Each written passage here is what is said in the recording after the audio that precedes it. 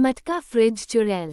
लक्ष्मी और राज अपने दो बच्चों रानी और अर्जुन के साथ एक गांव में रहते थे। राज की माँ भी उनके साथ रहती थी। राज एक फैक्ट्री में काम करता था, लेकिन एक दिन उसका अपने मालिक से झगड़ा हो गया और उसने उसे नौकरी से निकाल दिया।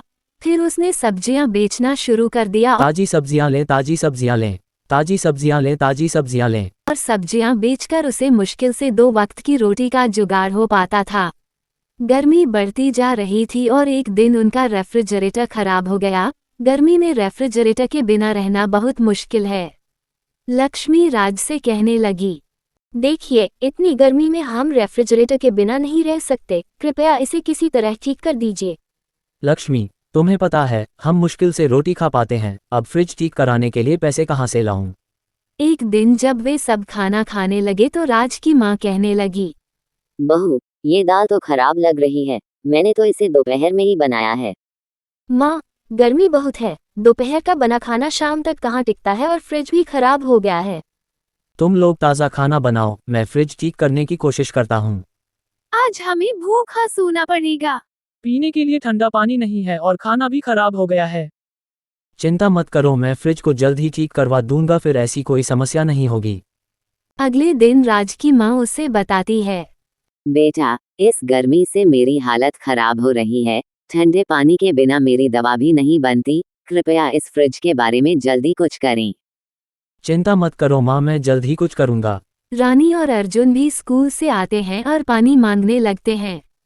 इतनी गर्मी में स्कूल से घर आकर ठंडा पानी या जूस पीने का मन करता है और हमारा फ्रिज अभी भी टूटा हुआ है। बेटा, तुम्हारे पापा ने कहा है कि वह इसे जल्द ही ठीक कर देंगे।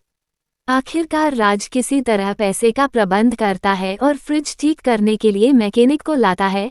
फ्रिज की जांच करने के बाद मैकेनिक उसे बताता है, आपका रेफ्रिजरेटर मॉडल मरम्मत के लिए बहुत पुराना है, इसलिए आपको नया रेफ्रिजरेटर लेना होगा।